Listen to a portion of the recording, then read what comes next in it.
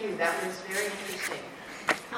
One of the things that confuses me is I always thought diuretics as taking liquid out of the body, but you suggest that one of the things we should be looking for is to stay well hydrated. How do those two mechanisms work in all of this? Right, so great question. And I think, so if some of you couldn't hear, the question is, gosh, you're telling us to stay well hydrated, but all of these drugs are diuretics. That sounds counterintuitive. And it is. And it's the challenge that one approach to help through one mechanism has counter effects on the other side of the equation. And that's why when you use these medications, and you know you have to pee a lot, you need to replace that and drink liquid and stay well hydrated. And it's the challenge is that we don't yet have a perfect drug that could have the effect on the muscle without also having the effect on the kidney, and that's the challenge. Yeah. Whoever has the mic. Yeah, I just wanted to mention that Bumex can sometimes be effective. I was chatting with Steve in 2012 when I was having 36-hour attacks regularly, and so actually dissolve Bumex in water. This is Bumex that bumetanide, and I just sip it little bits. It's also a supplement with supplemental potassium, and I find that a little bit of Bumex is very effective. I haven't had 36-hour attacks all that frequently. I was having them regularly. It was a big disaster. So Bumex can be very effective. It's tricky to use, and so if you can't just take lots of Bumex pills, that'll be a disaster, like he was pointing out. But if you sip it, I found, for me, I'm a little different. It'll last a little bit. I can exercise. I still have other troubles. So this was your own initiative as a result of seeing some of these publications, or? Well, right. Well, actually, I made my own provocative test. My insulin levels were super low in the attacks. You and I actually met. Yes, I remember. And then you gave me pre-publication access, because you saw what a sort of disaster my situation was. You said, well, what's your position? It is prescription medicine, but if you'll let you fool around with it safely enough, you could probably not kill yourself with it. Careful enough. And so I just wanted to mention it. Thank you. I think that something that's very important, I don't know if you can repeat, but we haven't explored dose response. Yeah. So Jake, for those on the webinar and so forth, thank you for the comment, and I appreciate the follow-up. And Jake is saying the dose response in patients hasn't been explored. I would add to that, but I'll just comment, Bumex, as you know, has very rapid onset. The absorption is very efficient. So it has the opportunity for acute use in acute attacks. The half-life is very short. And the other, which is why you dilute it and sip it all day long, the other similar compound is Lasix. So many have heard of Lasix as a blood pressure pill. Lasix acts at many places, but it's about 100 times less potent, but it also blocks this transporter. Lasix derived its name from the pharmaceutical industry because it lasts 6 hours. That's where Lasix comes from. So it's longer acting and gentler. So again, I hesitate to give medical advice because we're not yet ready to recommend this, but I think the future looks bright because there are a lot of opportunities in terms of how to dose, when to dose, and perhaps even alternatives to bumetanide that might be easier to take. Whoever has a mic. Yeah. So I tried the Diamox, and now I'm on Inspira. Would that drug still help?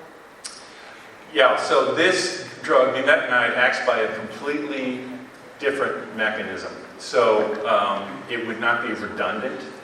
It might be that combination therapies is going to be where this is, and intermittent use, and as Jake Levin was saying, these are the details we need to work out. But in direct answer to your question, yes, this is approaching the problem from a completely different direction. So this might be able to be used in some combinatorial sense or something like that. Yeah. I'm following the mic. So. Hi. I was wondering if this drug would work on me. I have paramyotonia congenita, and for the last 4 years, I've been hospitalized at least 35 times. This last year, a little over 20 times. My body goes into full paralysis, stiffening paralysis, and then it affects my respiratory system, and I have a level 10 pain. And I've been intubated from this, and my life is on the line constantly. I'll be in the ICU for up to 2 weeks, and I'm just desperate. And so I'm wondering if this would work. Yeah, so paramyotonia congenita, I mean, the symptoms you described, the stiffness with the weakness and so forth, is consistent. Is it genetically confirmed for your situation? Okay. I ask that because, as you know, paramyotonia congenita is a sodium channel problem. It's a different kind of problem, gain of function, because the opening and closing of the channel is misbehaving. So today, I think the state of the art, there are examples of this where many patients have had incapacitating stiffness, actually, as their primary problem, interfering with breathing, swallowing, movement, and they've taken medications like mixilotine. Okay, so for those who wanted to hear, taking mixilotine and similar medications has aggravated the situation for you. The mechanism that I've talked about today is not expected to have the same effect in the sodium channel mutations associated with hyperkalemic periodic paralysis or paramyotonia congenita. So those two sort of travel together. Our mouse does not have paramyotonia, but it has myotonia and hyperkalemic periodic paralysis.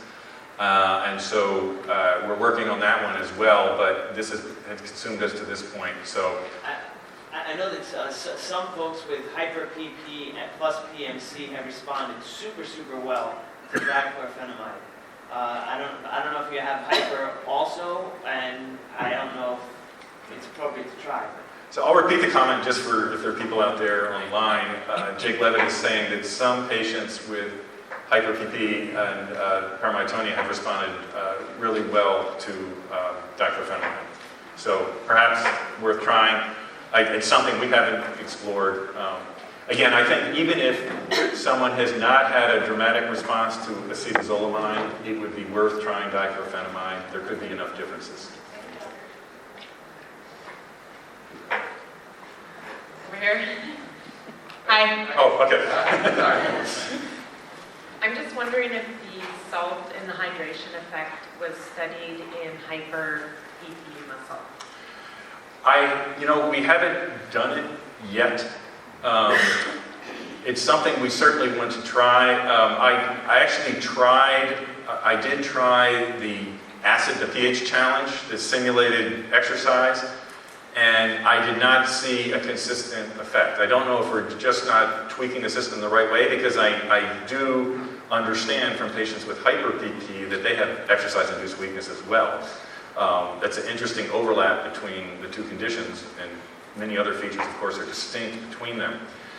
So we don't have an opportunity to explore that yet. I'm not saying that it's something we can't do. To give you a sense, when we made these mice, it took us 3 years to figure out the best way in the dish to trigger an attack of weakness so that we could robustly and convincingly study it. So it's something we still need to develop for our hyper-PP mouse, but we did a few quick and easy, let's just do the same thing in the hyper-PP mouse, and it does not get weakness to the same extent that we've seen here.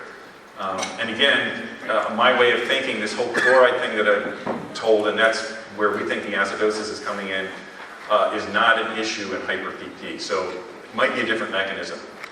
I actually find that eating salt and being dehydrated is very, very good for me. So. Interesting. Thank you. Two quick questions. One was on if the patient that was taking maybe in the past acetazolamide that wasn't effective, is there any reason to believe that the bumetanide would be effective in that case? Is there any correlation between the effectiveness of either one? Right, so the question is, if somebody did not have a favorable response to acetazolamide, would there be any reason to try bumetanide if we get to that point? And I would say definitely, it's a completely different mechanism. I think it's much more different than dichlorphenamide, for example. But again, I wanted to tell you this news because we're so excited about it. It's out there in the literature, your physicians can see it. But what I would hate to see happen is people go overboard, get a lot, begin self-dosing, get into trouble. And then the next thing you know, it's out there in the literature, dangerous medication for people with periodic paralysis, and you might take away an opportunity. So we're working, and part of that will involve participation from all of you, but we want to do it in a controlled way to bring this out. And then the second question was on the warm down period after exercise. Is there any part of the research that's indicated a duration or warm down related to the duration of exercise, something to start with? We want to explore that, and what we will do is, right now we're having abrupt step changes in the acid level, and what we're going to do is slowly change that and do it at different time courses and see if in our model what it does. We can follow that with computational approaches. And then the most important thing is I want to then go back to you all and say, this is what our model system tells us. Do you in fact find this to be true? You know, if you slow down over 15 minutes, is that beneficial? Is a 2-minute warm down too short? Because we use these artificial experimental systems to test your ideas, but the most important thing is what do you really experience? But we want to be in communication with you because that'll be the ultimate validation of whether these ideas are correct. You've done a wonderful job in uniting the sodium, potassium, and chloride situations in ion channel disorders, and I wonder if I can get you to expand the wonderfulness of this even one more degree to the sense that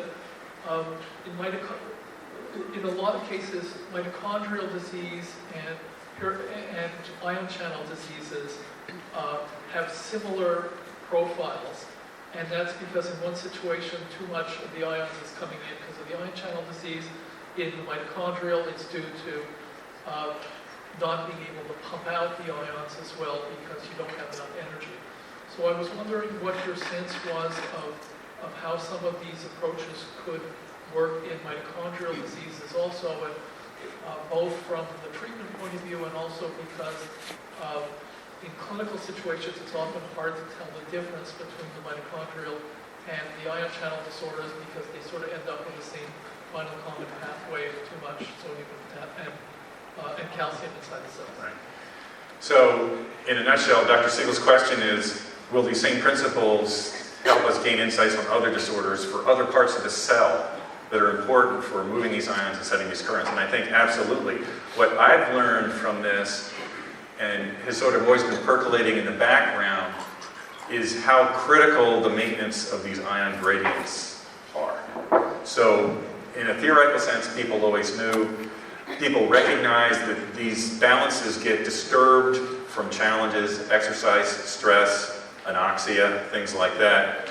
And the challenge is it's very hard to measure these. This is in a microenvironment, the small areas around a cell, not the levels in the blood, or even different compartments within a cell. So there are huge technical challenges to understanding how these balances of ion concentration get disturbed.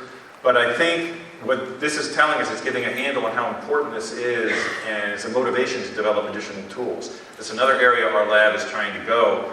Now that we've seen how important this is, we're developing new tools to measure these things inside the muscle cell.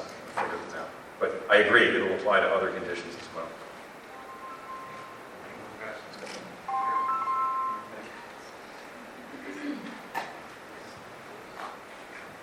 Hello. Maybe I didn't understand it well, but is the Tanita? That's right, dimethanide, yes. Is it working on the fluoride channel or maybe on the calcium channel? Yeah. So good question. Exactly where is this dimethanide acting? And it very specifically interacts with this little beast that lives in all cells. It's called a transporter, as distinct from a channel. It's because of the mechanism it uses to move ions across the membrane. It's not an open pore, but it actually, the ions bind, it changes its shape, and then they unbind. And it brings across potassium, sodium, and chloride all together in a groove. And so, because of those players are sodium, potassium, and 2 chlorides, it's called the NKCC transporter. And that's completely different from the channels. It's not where the mutations are. I'm glad you asked your question because it brings up a really important point. When the molecular defects were first identified in periodic paralysis and channelopathies in general, one of the initial temptations was to say, let's find drugs that interact with the mutant channel. Let's try to fix the mutant behavior by fixing the way the channel acts. And what we're finding is, while that may work in some situations, it's been much more expedient to use other approaches towards the balance of all the factors that go in setting the excitability of the cell. And it's through these other approaches that we've made some of our most important gains. So we're compensating for that leak caused by the mutation with a different mechanism. I'll just finish by saying this leak is something that normally shouldn't be there. So the magic bullet would be, why can't you find a drug that plugs the leak? And we would like to do that because this is not the conventional way that ions get across through the channel. All the huge literature out there on drugs that interact with channels and block them is not applicable because this is a different pathway. And for what you need to do, this is another area we'd like to go, is to develop what's called a high throughput screen. So you need a test where you could measure the leak automatically with robotically controlled experiments. So you could test hundreds of thousands of compounds to look for something that plugs the leak. That would be a magic bullet in hypokalemic periodic paralysis. Those require big resources and funding to do that. And so that's why we're the community pressure that we're rare but we're important to direct resources to do that kind of thing. Okay, so that's nothing to do with the calcium. Not with the calcium, no. All right, folks. Actually, I got two people here, and it's going to be the last two questions we've got the time-wise, if you know that. So, here you go. Yes, I was wondering about, you mentioned about the risks, because when you look quickly in medicines complete, for example, the side effects is already an electrolyte disorder, and it's about all electrolytes can go very low. Right. So the question is, again, the question of safety with bumetanide. One of the warnings in the product insert is electrolyte disturbances. Well, any diuretic is going to have that as a warning because if not managed and used appropriately, that will happen. And we recognize that. I will say that in preparing to do this study in patients with periodic paralysis, and this controlled study with the CMAP exercise test and administering bumetanide, we addressed the issues of safety from the literature. So there's actually a pretty extensive literature when bumetanide was first marketed. You know, when drugs come out, you give it to unaffected individuals to see just what the potential risks were. And the changes from even doses larger than we would use, the changes that were happening acutely were not of concern, even for patients with hypokalemic periodic paralysis. I think the biggest risk of these types of medications is the continued use over weeks and so forth. So you can really get severe problems with total body depletion and things like that. But your point is still a good one. That this has to be done with insight, with caution, with specific recommendations. And I know that those warnings are out there. And for me, that doesn't mean this is therefore a dead end for this kind of approach. Oh, sure. Hi.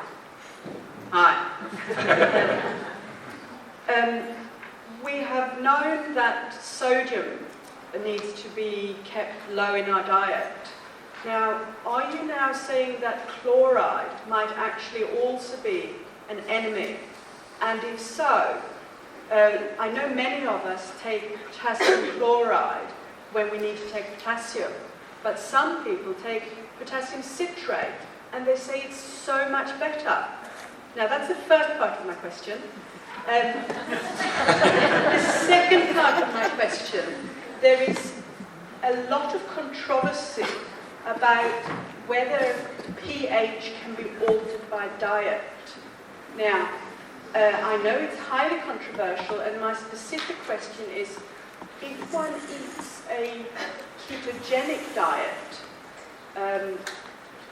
which will only bring about a very slight acidosis, not like when a diabetic person gets a acidosis, not at all, and I fully understand the difference. Would you say that could be potentially beneficial? Okay, so I'll go with the first question, and I'm glad you brought that up, because we've mentioned the potential deleterious effects of a high salt, high sodium diet.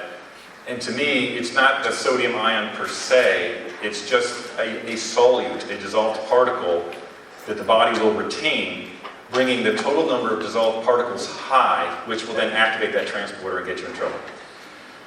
Chloride, as you probably are aware, in the extracellular fluids of the body, is at a very high level, 110 millimolar. There's an ocean of chloride out there. So you're not going to change that very much by taking your KCl, nor can you manipulate that. So a terrific question, but to my thinking, there is not a rational way to try to regulate the amount of chloride in the extracellular fluid to impact this. Interesting question about the ketogenic diet. I think there might be an interesting reason to approach that. So there are certain dietary strategies that can promote acidosis. Ketogenic is a robust one. You can see things, people sell this pH buffered water, and it's a gimmick. Okay? As soon as it hits your stomach with a pH of 1 or 2, it's gone. But ketogenic diet might be an interesting thing, and I agree that the acidotic state would be the more protective state for these situations. Thank you. Okay, we have one last question here, okay? The mice you actually tested, do they get permanent muscle weakness or not? Great question. So, as troubling as these intermittent episodes are, we're very aware that a big problem approaching age 30, 40 and onward is fixed permanent weakness, especially the proximal muscles in the leg, getting out of chairs, things like that. In our mice, we haven't seen that routinely. In the hypo-PP mice. In our hyper-PP, they tend to drag their back legs, but it's somewhat reversible, so we're not sure whether it's an episodic attack or fixed permanent weakness. We've waited for some of the mice to get to be about 2 years old, which is an old mouse, and done the microscopic studies, the histology, looking for the vacuolar changes that happen in patients who develop this permanent weakness. And they have the vacuolar changes, but the sensitivity of our behavioral testing, we don't see the permanent weakness. I think that's another area where there's a real need for research. I'm not aware of any approved approach to head towards that. I'm not sure about what the relationship between severity of intermittent transient attacks is in terms of the risk of getting the late onset permanent problem. And it's an area that we would really like to move into. The challenge is developing the ability to see this in our mice. And then, I've been at this for 25 years, and when you're studying something that happens in aged animals, boy, the progress of that research is a real challenge as well, because you have to, every time you test an idea, you've got to wait 2 years to see whether there was any change at all. So there are real challenges, but I think it's something that needs to be looked into, because it's a major element of this condition. Yeah, okay, great. All right. Thank you, Steve.